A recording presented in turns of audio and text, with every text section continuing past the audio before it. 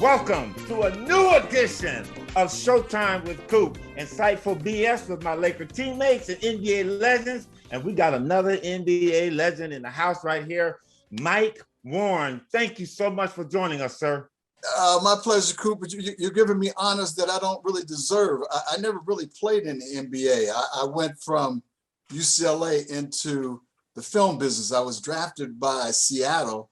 You know, back in those days, you had about 400 rounds, and I was on the very last one. And I got a contract through the mail from Seattle, and it was like receiving, you know how you get junk mail that says occupants. That's what my letter looked like, man. I opened it up. It was like a mimeograph form. They had penciled in my name in case I said no. They could write somebody else's name in. Listen, get out here with that talk, man. And so I opened it up, and you know, and I had been All-American and played against bigger guys and stuff, and had done really well. But they offered me 10 grand, and I had to try out. And you know, growing up in Indiana, man, we didn't have Chicago Bulls weren't what they became. You know, and so my heroes were those guys who went to my high school prior to. So I didn't grow up with that burning desire to play in the NBA. I started thinking about it when I was a senior at UCLA. But when I got that letter, I was like, man, I can make more money than this hustling, you know, in the business. Well, like to me, I know you still an NBA legend. I know that it would take me years to make that 10 grand. Mike, listen, you're an NBA legend. Don't get out of here with that. Anyway, we got Mike here. Mike, you just already hit on my first question. Who are some of your role models growing up? Oh, man. You know, I had to start with my family, you know, my pops and my moms. Then I had an older brother who was a great athlete. My mom used to always remind me that I got my basketball talent from her. But it was guys from my high school, man, Herbie Lee, John Coleman, who was Mr. Basketball in Indiana back in the day. You know, Indiana was the hotbed back when I was growing up, you know, and so it was all guys who played before me. Obviously, Oscar Robertson, who played the Christmas Addicts. I loved watching him play. Even though I was young, I used to watch Tommy Hawkins, who became a Lakers because he went to Notre Dame. But though, you know, my main heroes were the guys that I saw play growing up. Mike, one thing that your mom or dad gave you that you still, or said to you, that you still hold dear to you and to your success so far? Oh man, it's be yourself. You know, you can only be the second best of somebody else, but you can be the very best of who you are. So, you know, it's always trying to be true to yourself, be honest with yourself. You know, being in sports or in the entertainment business, you have a lot of people who are patting you on the back and people writing great things. And, you know, and you have to be able to judge for yourself when you did well and when you didn't. And so I think that was probably the best advice. That was echoed by John Wooden later on. And again, getting ready to hit on that favorite subject right there, great words of wisdom, because those words of wisdom and you being yourself brought you to UCLA, one of the greatest basketball teams and one of the greatest coaches that's ever played this game. A little bit about you, Mike, starting guard from 66 to 68, led by our guy, Lou Alcindor. You know what? Our career has paralleled with different people that we have experienced and have been with. Both teams. Legendary coach John Wooden. How does it feel to be on one of the greatest college teams that's ever played the game? You guys went 30-0, man. Yeah, that my sophomore year or junior year, we went 30-0, and the following year 29-1. You know, John Wooden never saw me play. No. Never saw me play. My coach in high school played for John Wooden in high school and in college. My junior high school coach played for Wooden in high school, and I think even in college. So when I had just come back from Kansas, and I'm walking down the hall, and my geometry teacher came out of the classroom, and he had been like a statistician. And I only knew him as a teacher and the guy who kept our stats. And he stopped me in the hall and said, have you decided where you're going to go to school? I said, no, not yet. Michigan is supposed to be sending a jet for me to fly there. And I've got these offers other places, been to Kansas. And he said, well, Johnny Wooden is a friend of mine. But little did I know that he was Coach Wooden's first assistant at my high school back in the 40s. And he knew more basketball, Wooden later told me, than Wooden knew at that particular time. In fact, he's in our Indiana Hall of Fame as a basketball coach. He never talked about any of that. He was such an unassuming man, very much like Coach Wooden. And so he was the one that first told me about UCLA. Hey, Coop, and you can appreciate this, man. And Ari, I said your area code is 312. That's Chicago. That's right. So, That's where I grew up. You know what I'm getting ready to talk about. I came out to UCLA in March, mid-March, snow still on the ground, right? And so I got a stocking hat on, a long overcoat, and I get off of that plane, Coop, and that heat hit me.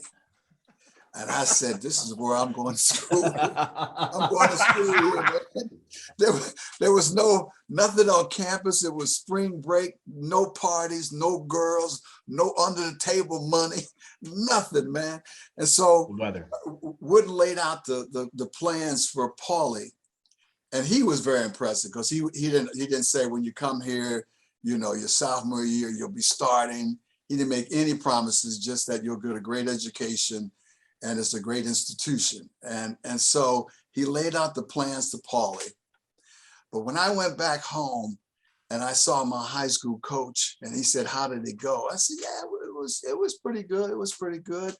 I met a guy who played on the national championship team. His name was Kenny Washington. He took me around and I met Coach, who was very impressive and laid out the plans. But for some reason, if Coach Wooden and UCLA, if they don't want me, there's USC, there's Cal State, there's North. Oh, you stand on the West. I wanted to get where that heat was, man. And he said, if you don't play for Johnny Wooden, you're not going to go to UCLA. And it worked out. Well, you know what? That was one of the fantastic things about it, because you know what? I get jealous of UCLA players back then, because I remember watching you guys on TV all the time. But obviously, being in Westwood, playing for one of the greatest basketball minds.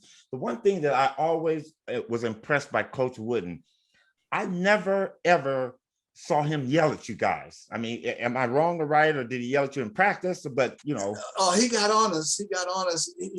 His way was his favorite saying. If he got upset, was "Gracious sakes alive." Right now, we know in the heat of battle, you may say "good gracious," yeah, whatever, but you know what that really means. And he would always remind us that if we weren't playing the way he wanted us to play, which was really team basketball.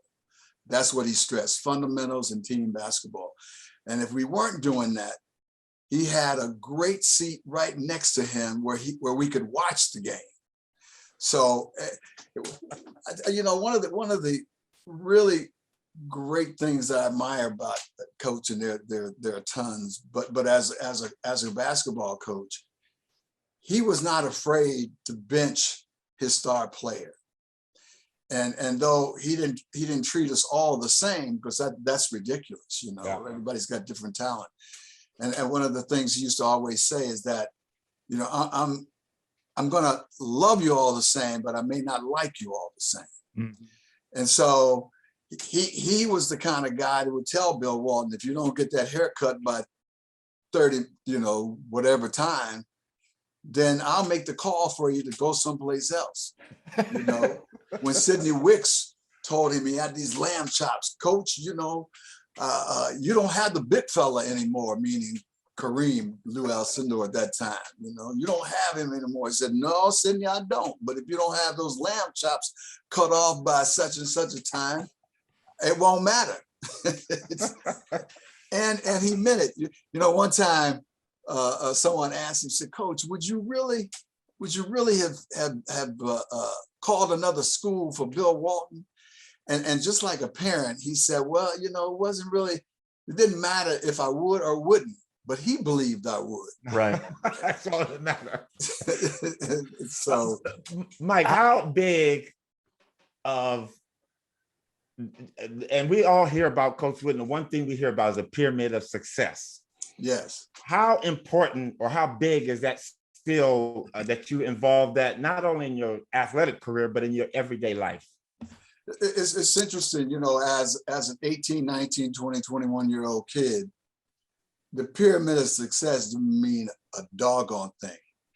Nothing. Let me see if you can just, I don't know if you can see up there. There it is. Yeah, we see that. Yeah. Pyramid of Right. success. Yeah. So as a player, you know, I didn't want to have this 55-year-old man trying to tell me, you know, what to do. I had my dad who could do that, and an uncle who lived in California. But once I became an adult, and particularly when I had started having children, those words resonated. Also, the words of my parents. You know, hard work. You know, success is peace of mind, which is a direct result of, you know, going on and on and on, man. Those kind of things, they don't resonate when you're young, because you're too young to understand what it really means, you know. But once you start, when you're responsible for somebody else, like children, then I hear Wooden all the time. I hear my parents all the time, you know, work hard, be a great example, you know, love what you're doing, do it with enthusiasm, prepare yourself, you know, the best that you can possibly can, you know. Lack of preparation is failing. Prepare is whatever that's that coin. Preparing to fail. Preparing to fail. Thank you. There's just so many things that, I mean, just looking at him live his life, you know, the way he carried himself, you know, I never heard him swear. I never saw him take a drink. Not that those things are bad things, but he was consistent. Yeah. And I think as a parent, you have to be consistent. I mean, there are many times I have four children, all adults now, and I can remember going back saying, not necessarily in those words, you know, I don't particularly love you right now. I mean, I like you.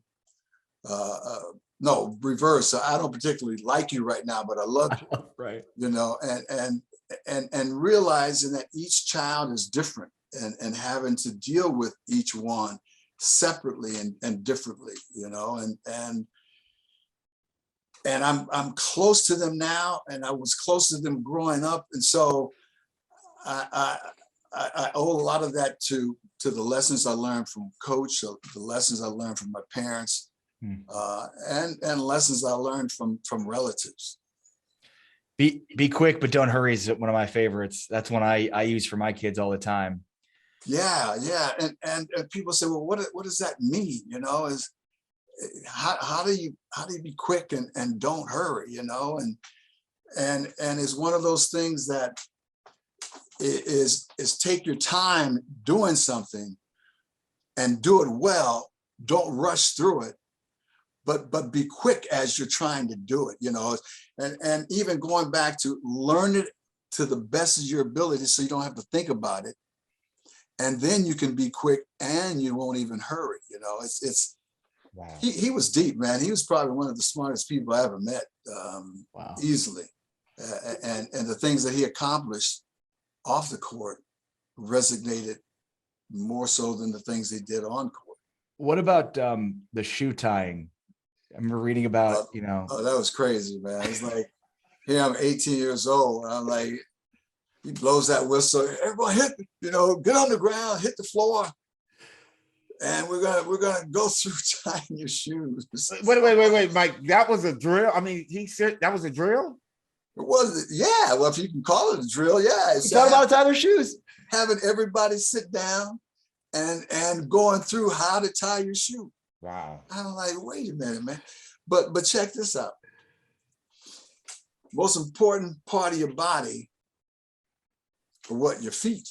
If you're an athlete, yeah, your feet. If you get blisters on your feet, you can't play. So he not only taught us how to or retaught us how to tie our shoes, but how to put our socks on, because you didn't want to have any crinkles in the bottom of your soles, because then it would rub and cause blisters.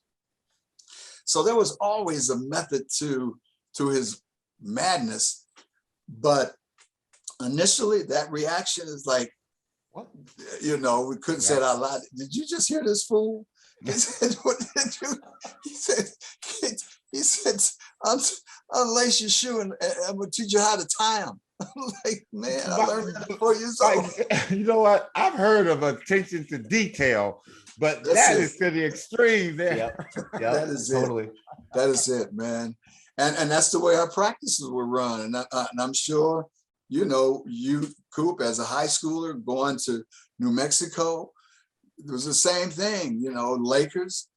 The details are always the most important things, you know. I tell my children, you know, it's not the size of the gift that you give, you know, the idea that you thought about giving something. It can be small, and the fact that you remembered to do whatever it was that you thought warranted something is means everything.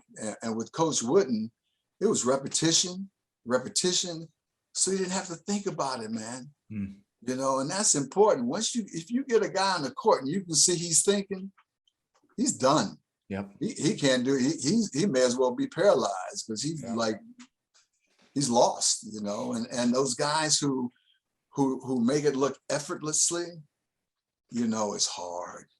You know, it's really tough. And the hours that they spent, I mean, you on defense and shooting your jumper, man, that was like hours and hours and hours of getting those muscles trained to react when you wanted them to react, you know. And Wooden was a stickler for detail, man, and fanciness. I watch these guys. I don't know about you, Coop, but you were pretty basic, fundamental player. I didn't see it, baby. That's how I was taught. Be basic. Be basic, man. You know, and do that really well. Well, now you see these. I just saw a YouTube video of a kid who was about 5 or 6 years old. No, maybe about 8. Going between his legs. I mean, it was unbelievable. You know, but most of the time you're doing stuff that doesn't get you to point B. You know, it's like, why are you going between your legs and you haven't made your defensive move? Like, who's your right? It's a waste of those UCLA teams. Who's your favorite teammate? Oh, without question.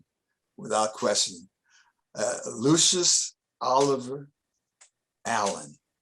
Lucius, his middle name is Oliver, but I call him O. You know, there's the big O, and Lucius.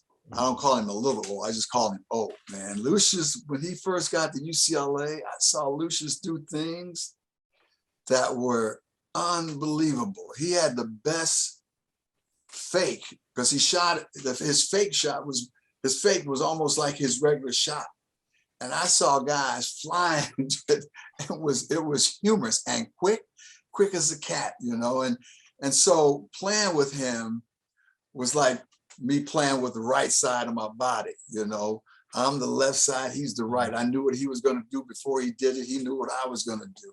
So without question, it was playing with O. Well, you're listening to Showtime with Coop.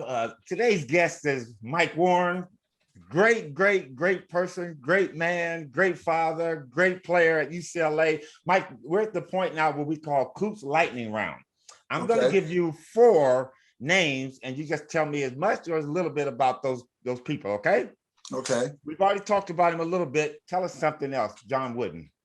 John Wooden grew up in the Depression age, probably never ever left that that mentality was not necessarily frugal, but appreciate everything he got. Worked hard, also instilled that work ethic in all of his teams.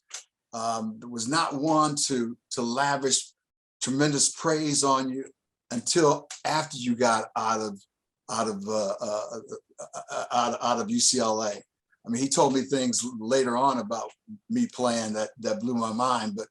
But I would say, you know, I found him to be fair, funny, really funny, great sense of humor, and a lover of God and a lover of his family. The great Pearl Bailey. Pearl Bailey? Oh man, Pearl Bailey. How raw can I get on this show, man? As raw as you want. You know, I worked on Norman, Is That You? With Red Fox and Pearl Bailey, and Red was the best. If I can tell you two stories, one about Red and one about Pearl. But first, Pearl. Pearl had come on the set. She was the ambassador from President Ford. He had named her the ambassador of the United States, and so to the world. And so she comes on the set, and she and Red at that time didn't have a great relationship. I'm not sure what that was about, but it wasn't that great. So when Pearl came on the set, Red Fox said, "Pearl Bailey's on the set. Don't nobody say fuck."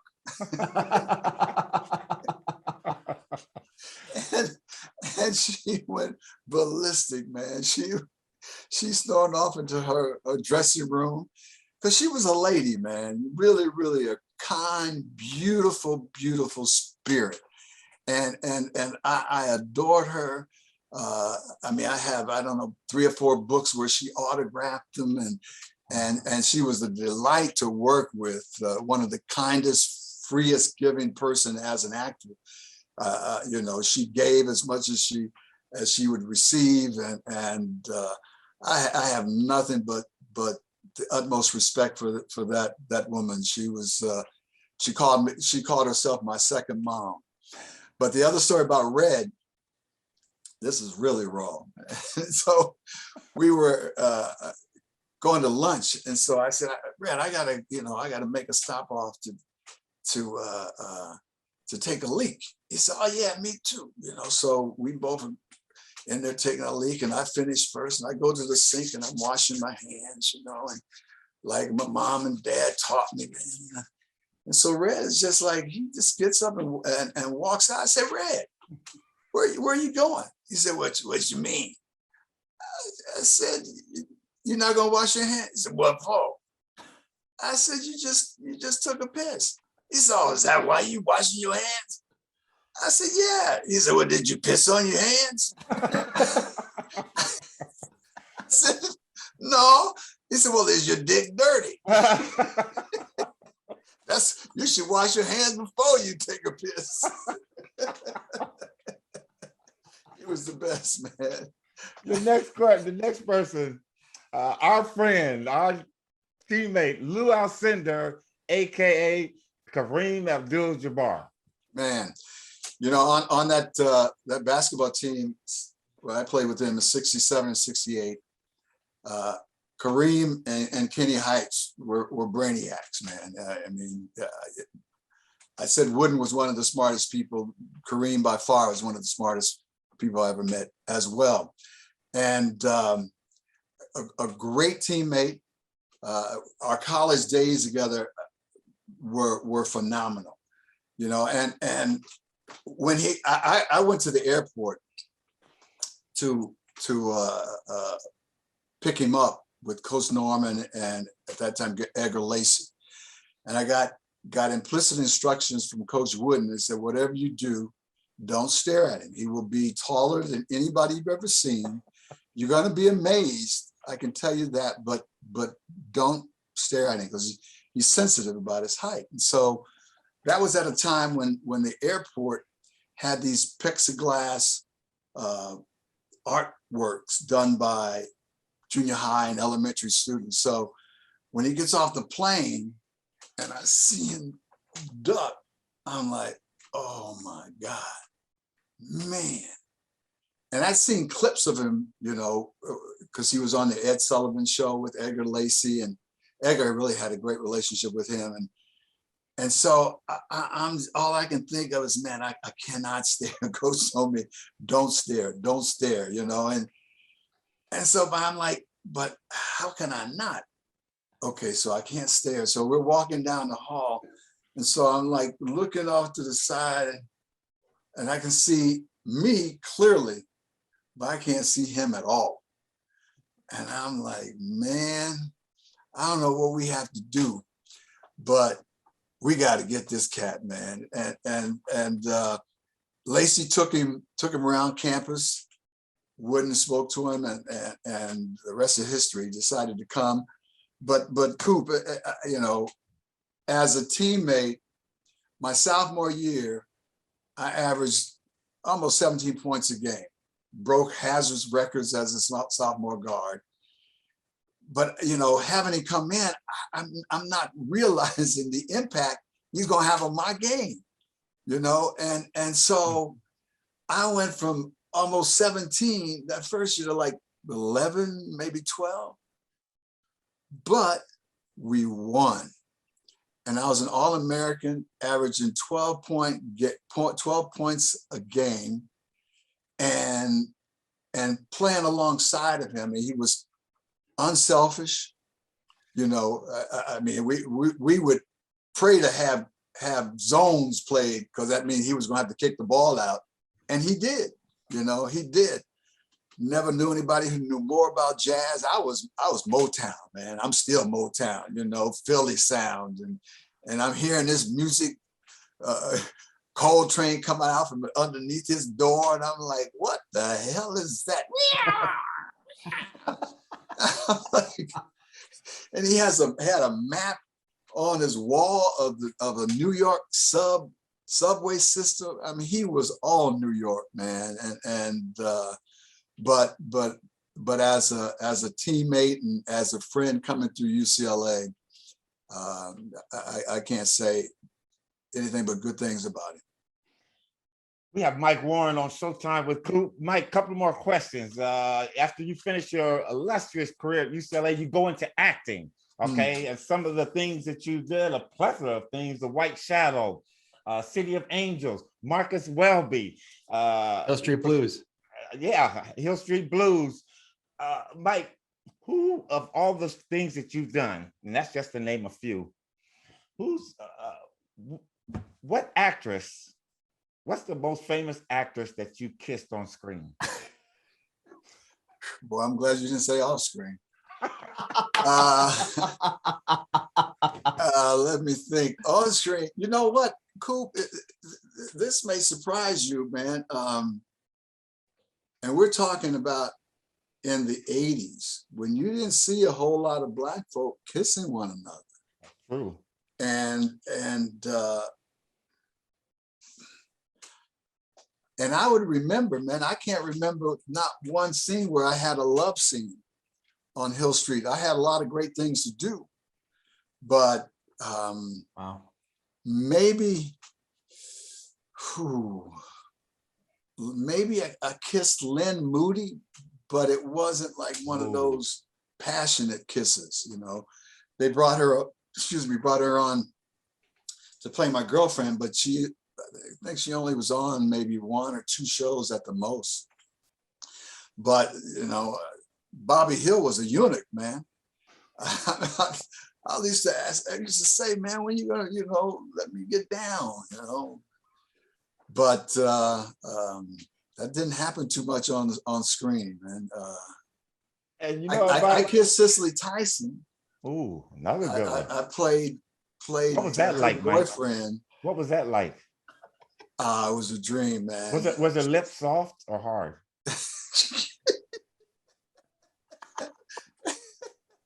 Coop's the best.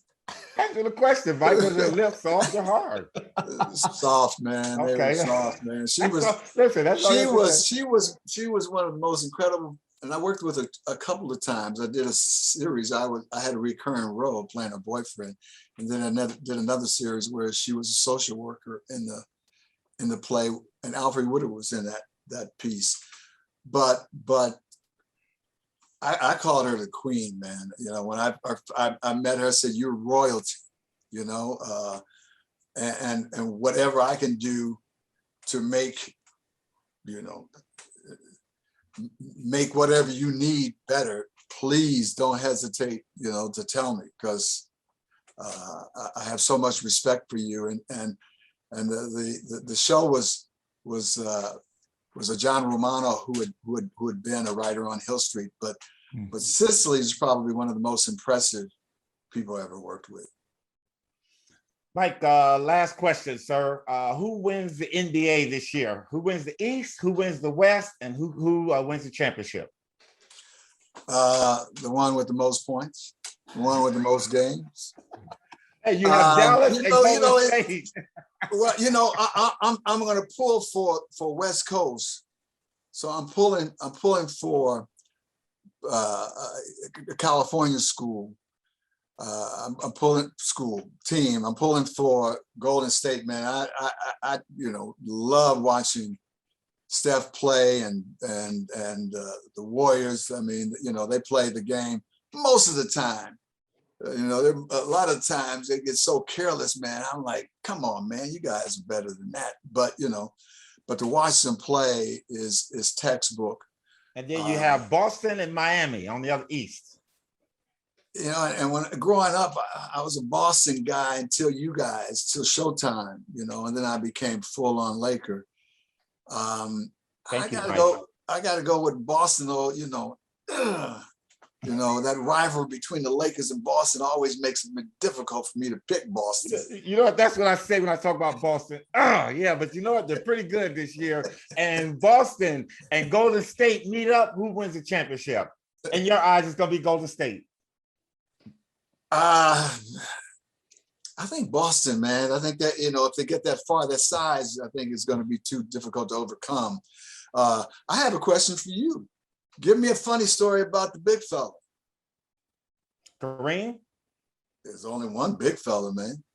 Well, there's Wilt Chamberlain. Okay, I understand what you said. Hey, okay, we had for Kareem's birthday, you know, his birthday is April 16th. Mine is April 15th. So when we were playing in 1988, for Kareem's birthday, because he would come to the games with his UCLA jacket on, an old pair of jeans, some Adidas with no socks, and he would just, you know, get in. So what we did is everybody cut up his clothes. We left his UCLA jacket alone, but we cut up his jeans. I mean, everybody took some scissors and cut them all up.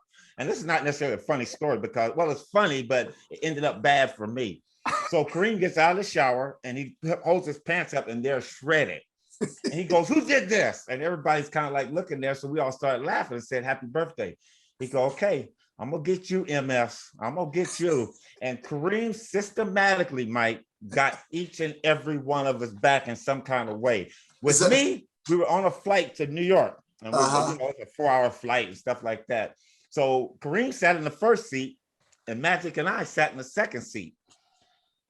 I put the top, you know, the blanket over my head and I'm sleeping. And halfway through it, I'm starting to smell this burning smell. It's like, okay, what's going on and stuff? And, you know, back then we had hair, Mike. You remember? Right, that's right. I had hair. Kareem had put Nair right here on this side and this side of my hair. And I'm like, okay. And I see that, Mike, I had to go bald from then forward because I had no hair. No hair grew here. So I had that bacon strip for the last half of my career and into my coaching career. That's why I'm bald. That's why it's so shiny right here. Kareem put Nair. And to this day, when he talked about it, this guy laughs. It's like you're laughing, Mike. He fucking laughs, man. And I told Kareem, this is what you reduced me to, early baldness. So, that's a good one, man. What about you? What about you, Mike? What's your story? Funny story about Kareem? Oh, yeah. Oh, man, let me think. I think probably, you know, my room was across from his, were diagonally across from his. I was in 101. I think he was in 100 or something like that. And so I could always tell when Kareem would come in late, because you would hear these footsteps coming out. It would be quiet, dark. You hear these footsteps, and then you hear, oh, and like, what the hell was that? Kareem had hit his head on the clock.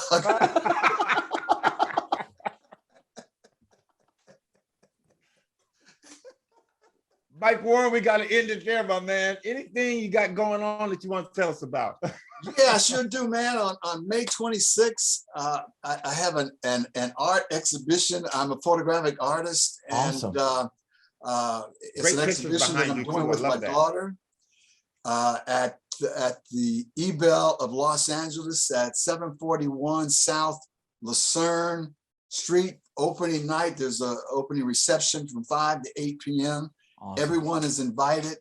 Please come out and see our artwork. I'm online at www.michaelwarrenphotofantasy.com. I'm on IG, Michael Warren Photo Fantasy. So come on out and bring some money too. Shoot. No, That's the purpose of having an exhibition is to sell. I'm going to be there. I'm going to be there. Well, don't just be there, Coop. Bring that checkbook. Well, you know what? That's going to be hard because my wife don't let that out of her sight. She holds on to our money with her hands and her feet. So, but I'll be there. I'll be supportive. Your presence, man. In all sincerity, I appreciate you. Coming on our show, our spec show, to be interviewed, and that day was one of the best days of the for the whole year that we've been filming. We had you in the morning, and then we went and shot Mr. Cartoon in the afternoon, who was spectacular. So thank you, and thank you for having me on your show. Nice meeting you, Ari. Great to meet you, Mike. Thank you. Thank you. There you have it, Mike Warren. Love you, man. Love you too. Love you, and thank you very much. Have a great day. Okay. Talk to you soon. All right.